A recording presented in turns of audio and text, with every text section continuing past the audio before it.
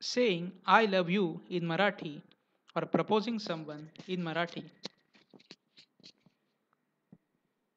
Sentences related to love or proposing someone. Those sentences which will change as per gender of the speaker are mentioned accordingly. For example, boy to a girl or girl to a boy. If nothing is mentioned, then sentences are same irrespective of gender. I love you. माझं तुझ्यावर प्रेम आहे. I love you. A boy will say to a girl, मी तुझ्यावर प्रेम करतो. I love you. A girl will say to boy as मी तुझ्यावर प्रेम करते. I like you.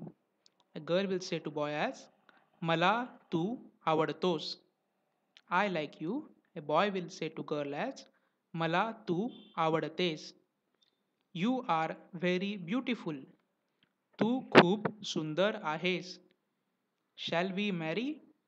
आपण लग्न करूया का? Will you marry me? तू माझ्याशी लग्न करशील का? Yes, let's marry.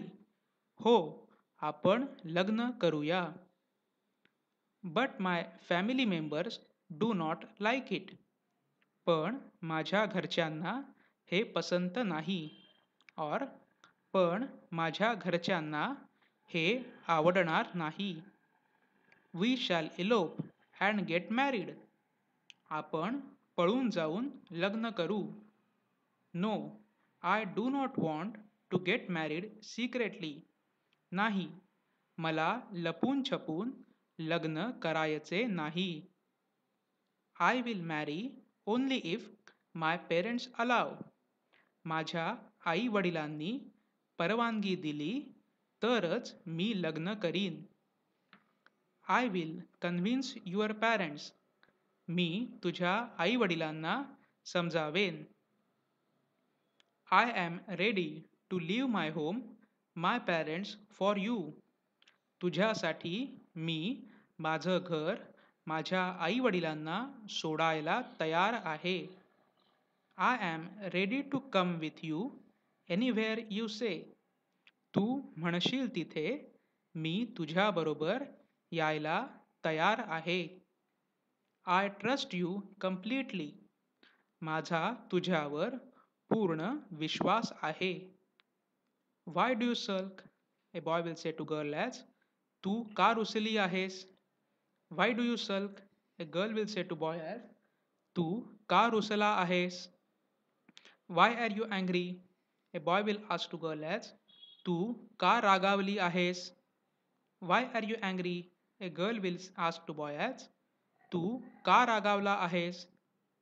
Why don't you talk with me? तू माझ्याशी का बोलत नाहीस? I will not talk with you. मी तुझ्याशी बोलणार नाही. I miss you a lot. मला तुझी खूप आठवण येते. I cannot live without you. मी तुझ्याशिवाय जगू शकत नाही. I want to marry your daughter. मला तुमच्या मुलीशी लग्न करायचे आहे. I want to marry your son. मला तुमच्या मुलाशी लग्न करायचे आहे. I will keep your son or daughter happy. मी तुमच्या मुलाला मुलीला नेहमी सुखात आनंदात ठेवीन. So I will keep your son, we will say मी तुमच्या मुलाला. I will keep your daughter, we will say मी तुमच्या मुलीला. We will always live very happily. I will keep your son happy. मी तुमच्या मुलाला नेहमी सुखात ठेवीन. Or we can say मी तुमच्या मुलाला नेहमी आनंदात ठेवीन. I will keep your daughter happy. मी तुमच्या मुलीला नेहमी सुखात ठेवीन.